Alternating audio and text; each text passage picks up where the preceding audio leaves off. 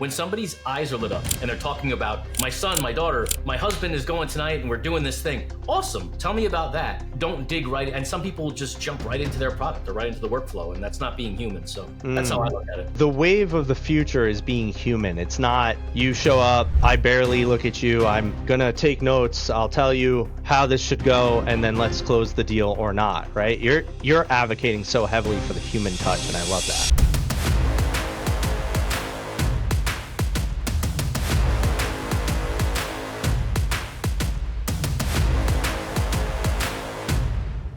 All right, everybody, and welcome back to another episode of the 1% Podcast. I'm your host, Van End.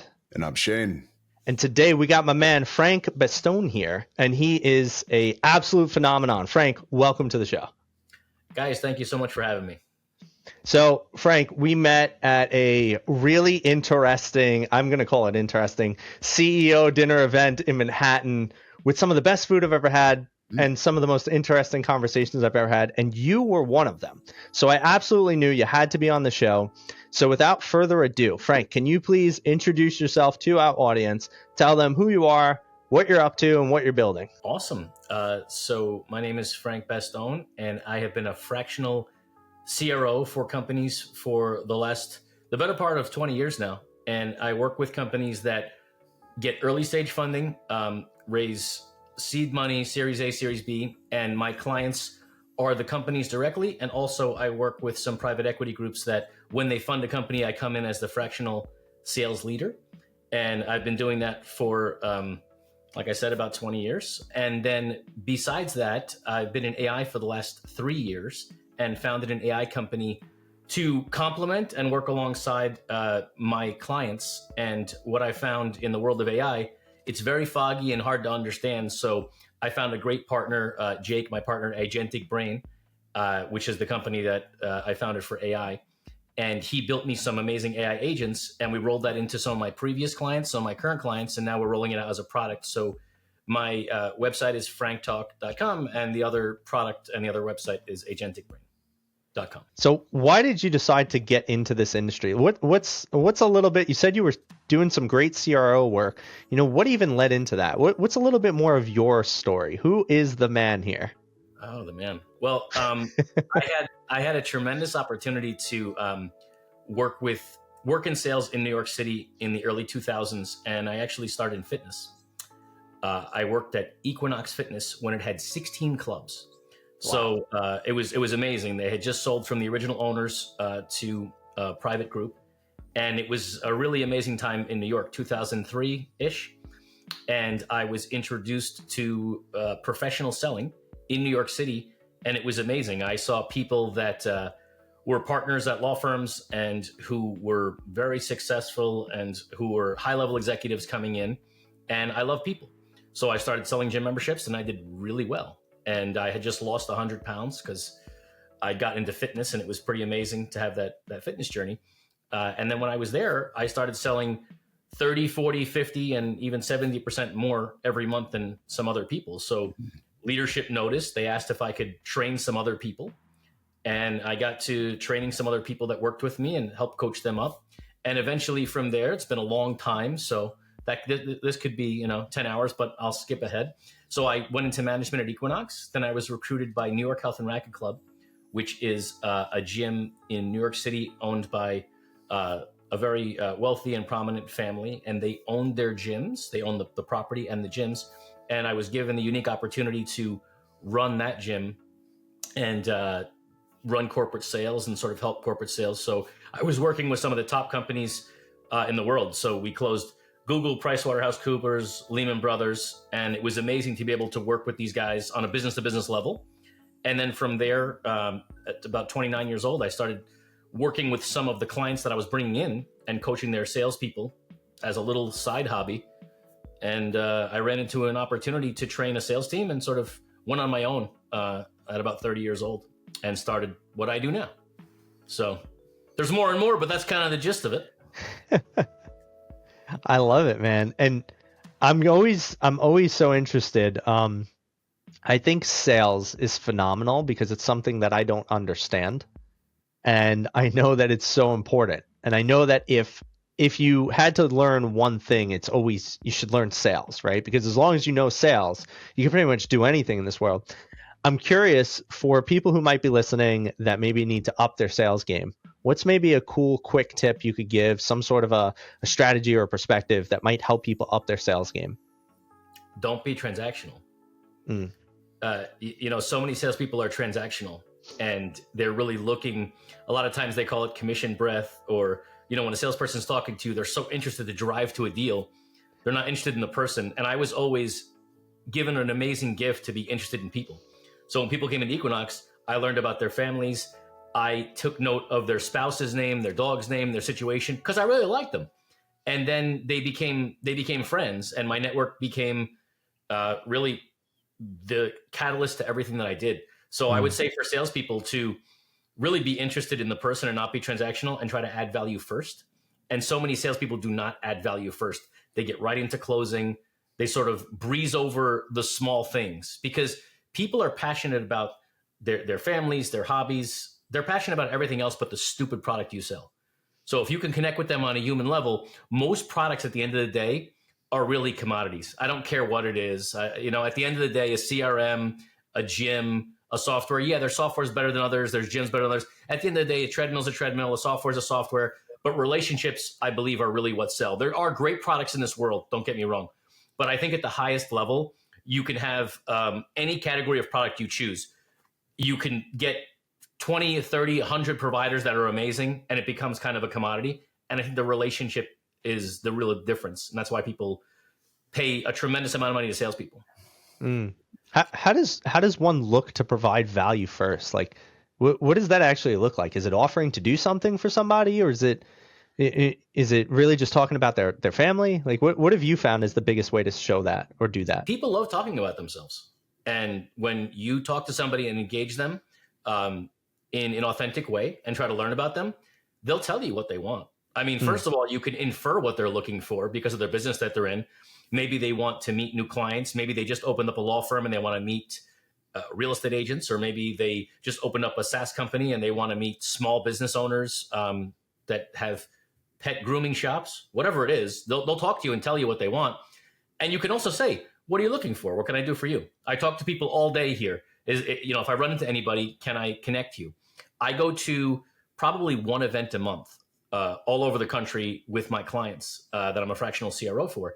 And if I can't get direct value from a room, I know 100% I can drive value for somebody in my network. And why wouldn't I? And there's a lot of examples I have of that. But, anytime you speak with somebody, they have a need, they have a want, and they also have interests and passions. So besides their business need, maybe they really love rollerblading with their kid, or maybe they're really into dance with their kid and they were a dancer and their kid's a dancer. Once you talk to someone on a human level and you engage them at that level, business becomes natural. When you don't, and they mention, hey, I just got, I'm in a little bit of a rush because my daughter has a recital tonight and I'm so excited. And you say, great, okay, let's get in the product. Well, that's stupid. Awesome. What does your daughter do? What kind of recital? Talk about that for a minute. It's not a big deal, but most people are a little bit, especially in this generation, I do not want to insult anybody, a little bit emotionally handicapped.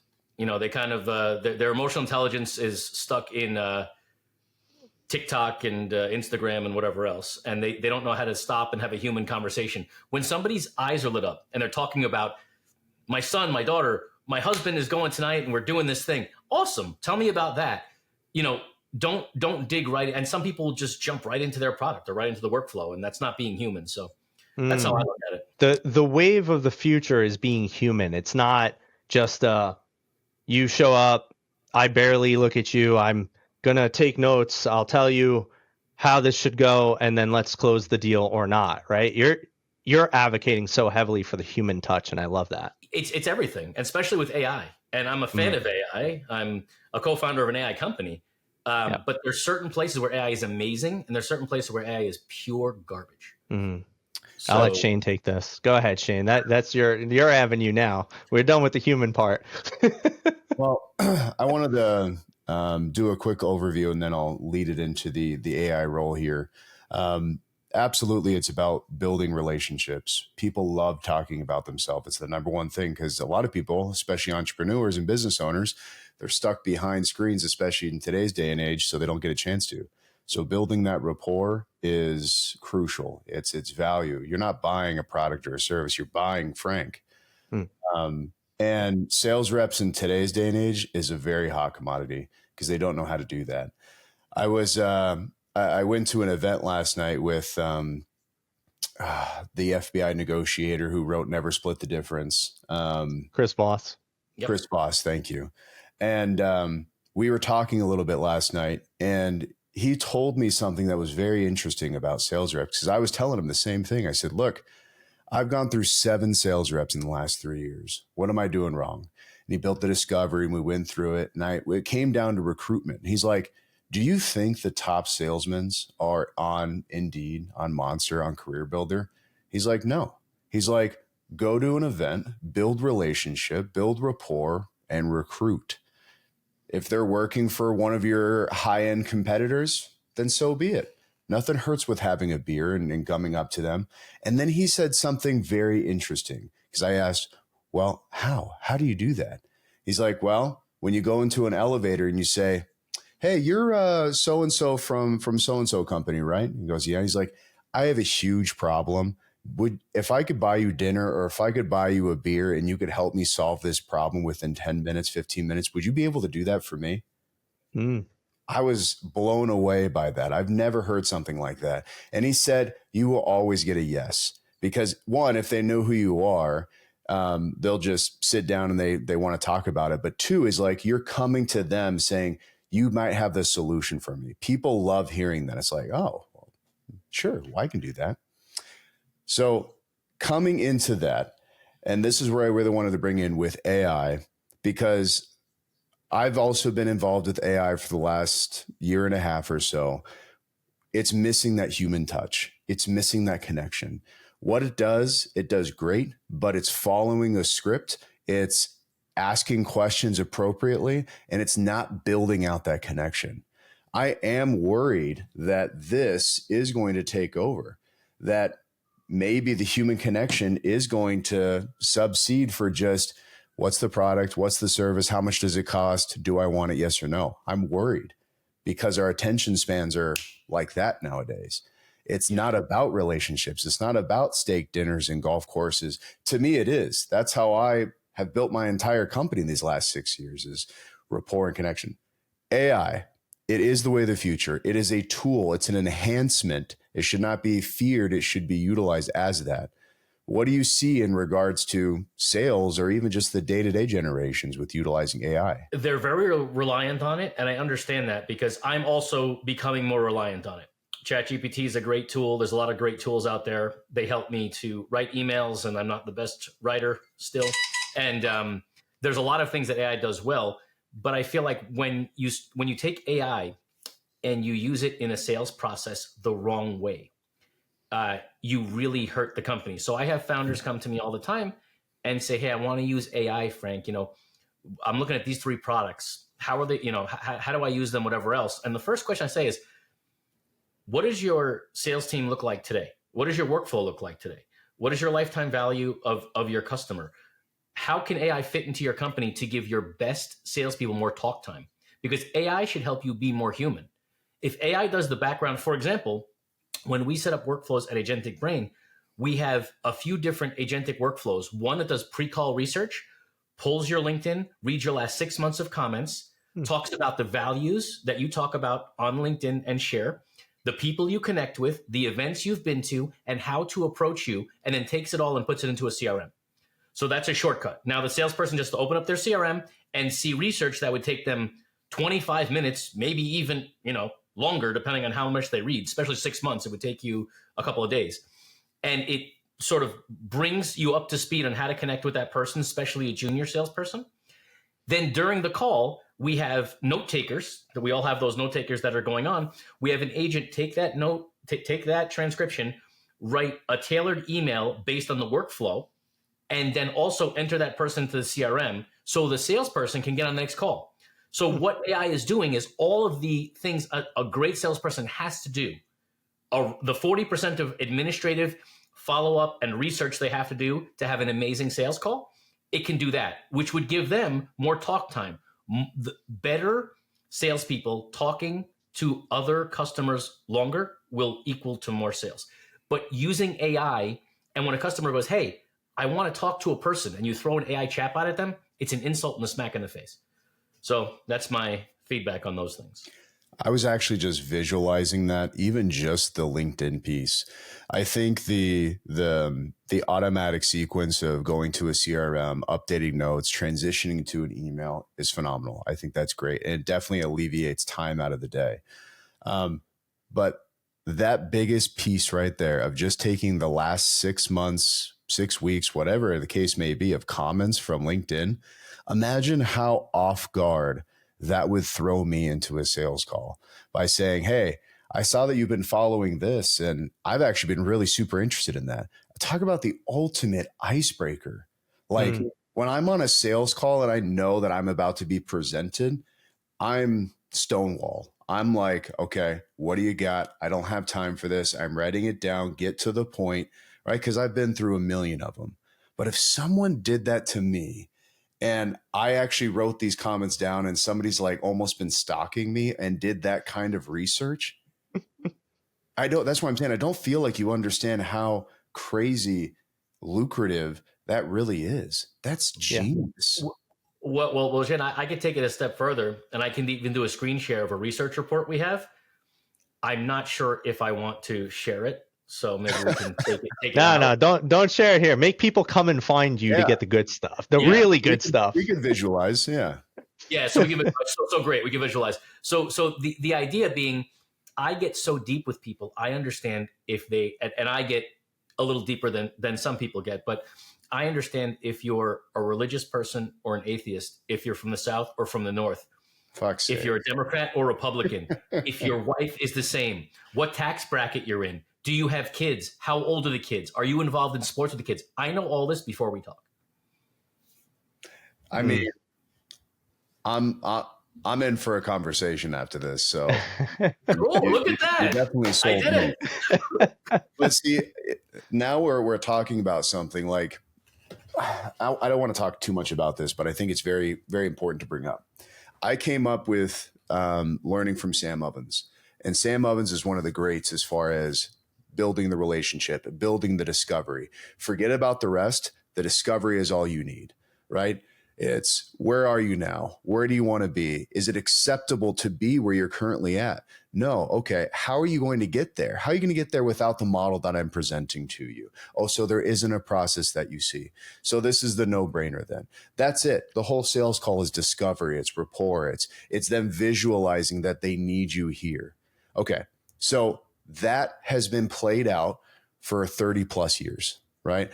When I see a sales rep do something like that, it's like, okay, I know where this is going. I know the answers that it's here. And now I've trained myself to give them short, non-detailed answers. Once again, with something like this, if somebody came to me and built that initial rapport and found all my secret sauce, or once again, even just blew me off guard with icebreakers and strong rapport, or know how to talk to somebody like me, it's a game changer. And we're not talking about a traditional person. We're talking about, pitching $100,000 service or $1 million product or whatever the case may be. Somebody who knows every single part of sales, which is your traditional successful business owner or entrepreneur. Those are the type of people that this is the next freaking level. I'm excited. Right. Well, I was just going to say, Shane, you bring up a great point, because I think, and this is really why having the conversation about bringing a humanistic aspect into everything you're doing is so important nowadays, because to your point, everybody already knows all the sales tactics. Like anyone who doesn't know that they're about to be sold something at this point, when they get on a phone call, literally, I can't say anything nice about them because I think they're that stupid. Because everybody knows sales nowadays. Like it's a done thing. Everybody's like, oh yeah, how am I going to get where I want to go? Oh yeah, if I don't get there, it's really going to hurt me. Oh yeah, if I can't get there, I'm going to suffer because I'll lose my family, my life. Nobody cares about that anymore because it's so freaking obvious and everyone knows it. Now it really is about those conversations. I have I actually have a friend who he thinks very outside of the box. He runs a really big influencer company. And it was funny because one of his sales tactics that he told me is kind of similar to what Frank is saying, is he would stalk people's LinkedIn. It would take him a lot of time. He'd personally do it. He's the CEO. He would stalk their LinkedIn. He would find their socials, and he would look for something that he knows they like. Like, let's say he'll find out that they're a Yankees fan. He will buy an autographed Yankees shirt and mail it to their company and just send it to the CEO. And they have no idea they're getting this thing. And he'd say, hey, saw you like the Yankees, thought you'd love this, would love to have a conversation with you. His response rate through the roof because nobody's doing stuff like that. So if you guys have ever heard of a book called How to Get a Meeting with Anybody, and it's by an author friend of mine, Stu Heineck, and he's amazing. And I've actually was blessed enough to give some feedback to his next book. So I'll be giving some feedback in that book.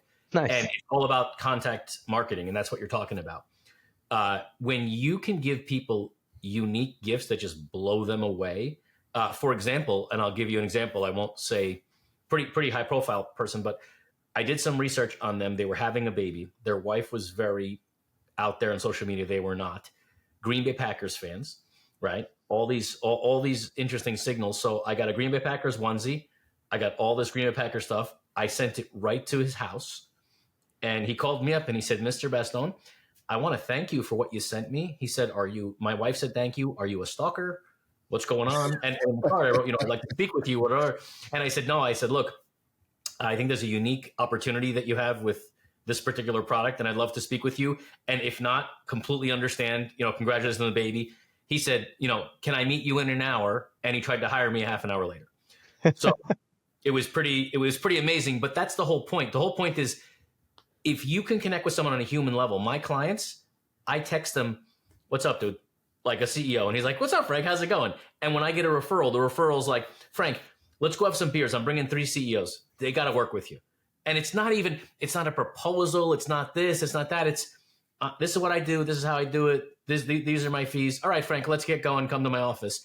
That's how my life has been. And it's been a dream. It's really like living in a dream for the last over 10 years. I haven't really looked for business in any way, shape, or form. There's one thing here that we talked about on a couple episodes ago with the CEO of Goody, Katie. And that was my very first question. I said, with the newer era, the Gen Z, right? You have old millennials and new millennials. How are they utilizing gifts, right? And she said, it's not about giving gifts, it's about receiving gifts. And every single person on the planet loves to receive something, especially that it's unknown. And if it's even more impact and meaningful, it's going to have them strike into your corner. It's almost like they now owe you. And what that is they owe you an email, they owe you a text, they owe you a convo, they owe you a response. And now you have your foot in the door from somebody that you may not have had. I think that's brilliant. I don't think gifts, I don't think they're going anywhere. It's something that I have never, ever utilized until after that podcast episode with Katie. And even more the reassurance after talking with Frank here about Giftology, which I know Vin just got the book here, which I'm excited to get into that audio book here and actually learn how to do it the right way. So brilliant stuff here. It's super powerful, and it's the biggest life hack you could possibly have. And there's people who say to me, here's another thing in sales, and this kind of works in the same vein.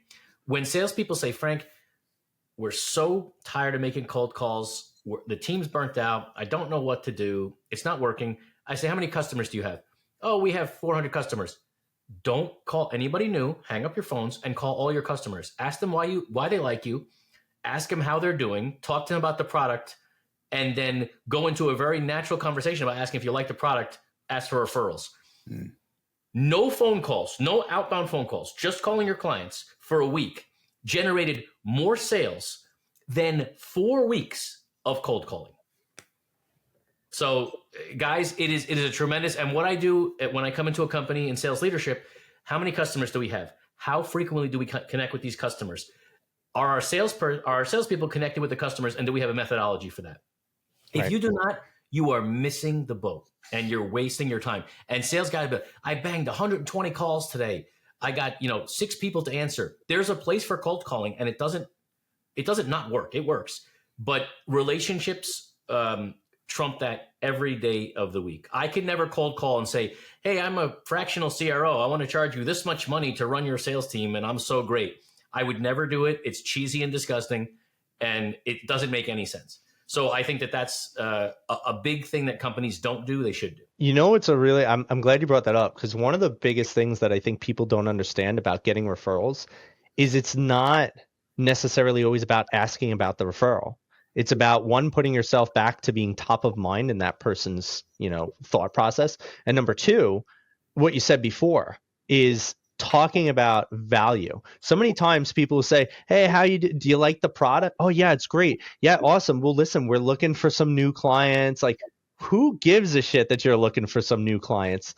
The way that I would structure that is saying, hey, how you been feeling about the product or the service? Yeah, it's great. Awesome. Well, listen, I it's been a little bit since we talked. You've been with us for quite a bit. Is there anything else we could do for you? Is there connections we can make? Is there something I could do to support you currently? Is there something that maybe you haven't really verbalized that hasn't been great? Like, I know you're working with this person, but obviously I'm part of the leadership team. I would love to know a little bit more. Like, really giving them even that feeling that they're talking to someone that's more high touch as opposed to the usual person they're talking to. And then after you start asking all of those questions, there's 2 things that'll occur. They'll either say, thank you so much. Is there anything that I could do to support your organization? And if they don't, which doesn't always happen, then you just go and you say, well, listen, I really appreciate all of that. If you happen to know anyone that you think could also benefit from our service, I would absolutely love an intro, or I would love for the opportunity to serve them and show them how they could get similar results to you. And it's not a hard sell. It's just I've asked you and saw how I could provide you so much value. Here's a simple nudge asking if you could bring some back to us. And so, Frank, I'm a big fan of everything you're doing, man. I'm a big believer in it, and I think it's absolutely powerful. I'm curious, what would you say in that specific situation that I just gave? How would you hook and phrase that combo to get that ask for the referral? It's never an ask. What I ask them is, how has working with me impacted you? Tell me about that. How's it going, dude? Oh my God, sales are through the roof. It's incredible. And I just got this comment and it was so flattering. Our sales team produced 44% more sales after our 5th training session over a month, just based on process.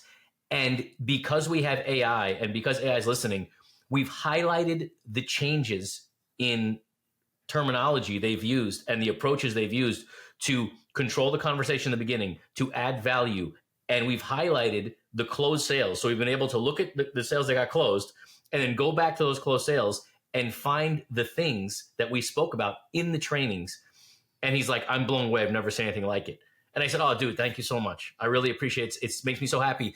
Number one, all the salespeople I worked with have better lives. They're making more money for their families. The company's making more money. The customers are feeling more valued. It's a win-win. And then I say, and Frank, how can I thank? So amazing. How can I thank you? Introduce me to somebody, dude. and then they just say, yeah, sure, no problem. Of course I can. But I really want to make sure I added tremendous amount of value before I do that. The other thing with a company, and this is another way to spin it, I have a lot of SaaS companies that I work with, and when they roll out a new feature, they send out an email.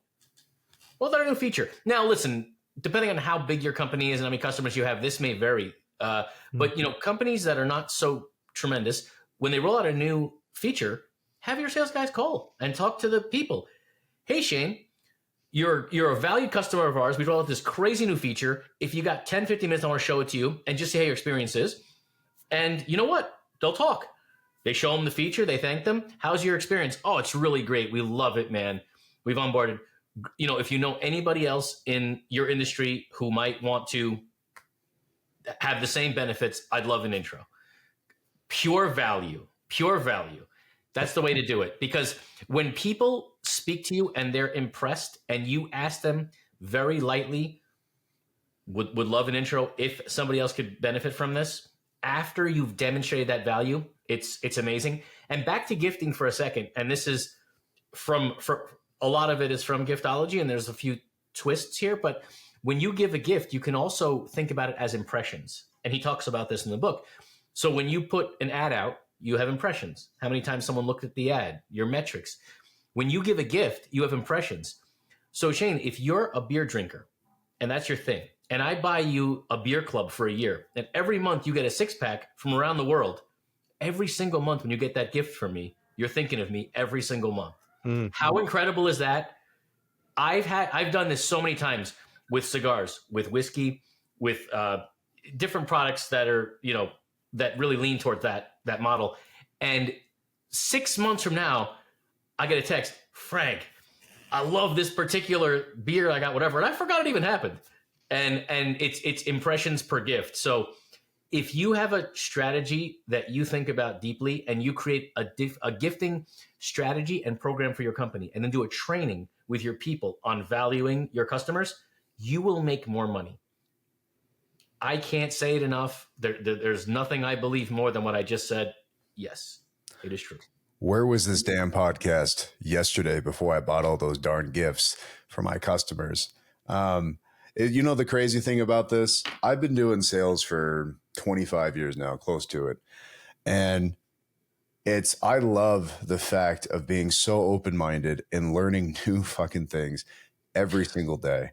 And I think that's also the great thing here is and Frank, who's been so used to building rapport and nurturing and, building these relationships and networking, who is completely not shifted, but added onto his arsenal AI, which is completely any other way, and figured out a way to adopt it to, once again, enhance relationships for sales reps, for business owners, is just amazing. I'm over here writing down notes. I can't wait to call my team afterwards and just be like, you guys ready for this?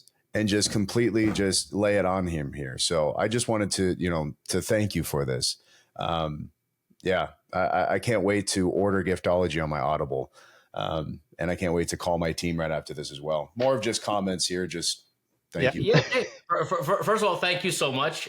Really appreciate the kind words. And second, I'd be happy to join on a quick video call with your team and just go over some of this stuff and add value. I would love to. So if you want me to do that, happy to do it. I'm going to book him right now on the podcast, Finn. All right. What is your schedule? I'm just kidding. Yeah, you'll book him after the podcast. I know. So, Frank, as freaking amazing as this podcast has been, we are getting close to the end, and it always sucks because, Shane, I think what we got to start doing, because I feel like the guests, they're always great, and they just keep getting better and better as I keep meeting more and more amazing people like Frank here. We got to start having a longer podcast. 30 to 45 minutes is not freaking enough for this man's wealth of knowledge, but it is unfortunate because we are getting to that time. So, Frank, we got 3 final questions for you, my man. One of them being this. So our podcast is called the 1% Podcast, not because of the fact that we're billionaires, but because of the fact that we believe being a 1%er is having a specific mindset, excelling in a specific way. There's a 1% for everything on this planet. And we're always curious as to what people's version of their 1% life is. So the question to you is exactly that. What is your version of a 1% lifestyle? Absolute freedom and having no one be able to turn my lights off.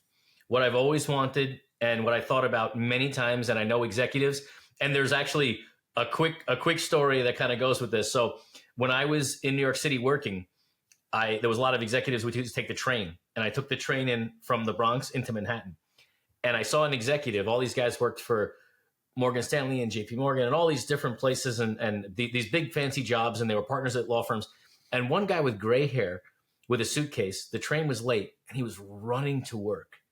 Highly paid and running to work because he didn't control his own life. I don't run anywhere. I'm happy to be on time. I'm not disrespectful of anybody's time, but I create my own life, and nobody can ever turn my lights off ever. I've diversified myself, and that's been the dream. And it's not yachts and Bugattis and all that garbage. It's no one can turn off my lights. I can spend time with, amazing people like you and enjoy myself. I don't have to ask permission for this time. I can do whatever I want. Granted, I have a high level of ownership. I was online last night till 2 a.m, doing stuff and following up, but I have complete freedom, and I'm relatively youngish. So it's kind of cool, kind of a dream. Yeah, you know what? It reminds me of this really funny saying, and it says a Rolex isn't a flex if it tells you what time your lunch break is. Amazing, amazing. And I know so many guys who work for me in other companies that later they have these crazy cars and fancy this and Gucci that and that. And I've got some nice suits and a few like nice things, but honestly, their possessions own them. And you know, just honestly, I don't want to be vulgar, but fuck that all day. Like nothing owns me. Nothing owns me, and it never will.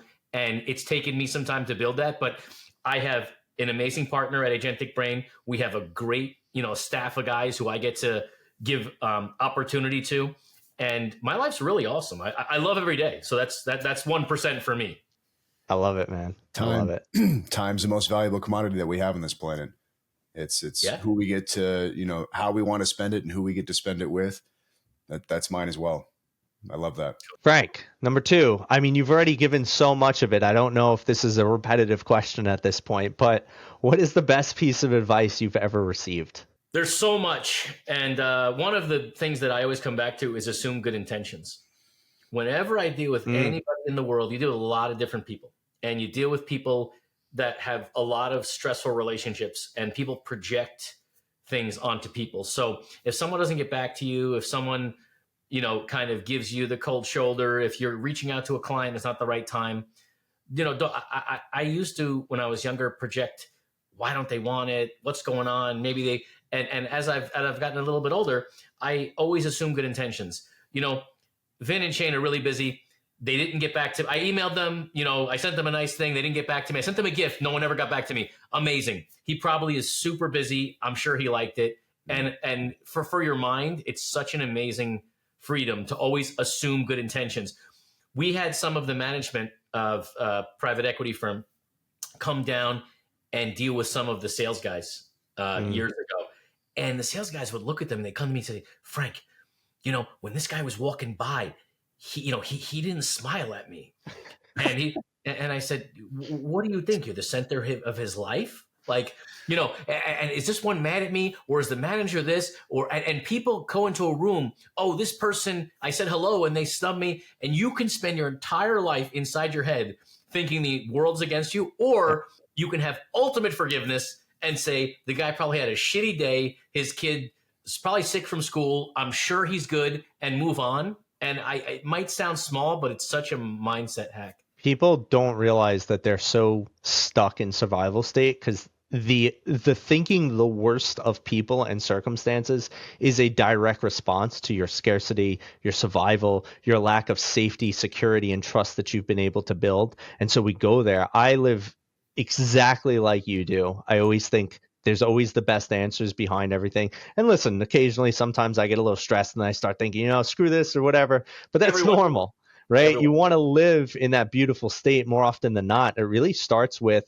giving trust to the world, giving trust to people, assuming that everybody has the best in mind. And if they don't, that's okay, because every now and then you're going to meet somebody that doesn't care for you or care about you. And it might not even because it's you specifically. It's because they can't even get out of their own heads. And it still comes back to a good ideology. So I love that, Frank. It's such a good hack that you just gave to everybody out there. Real quick, Finn. But yeah, go for it, please.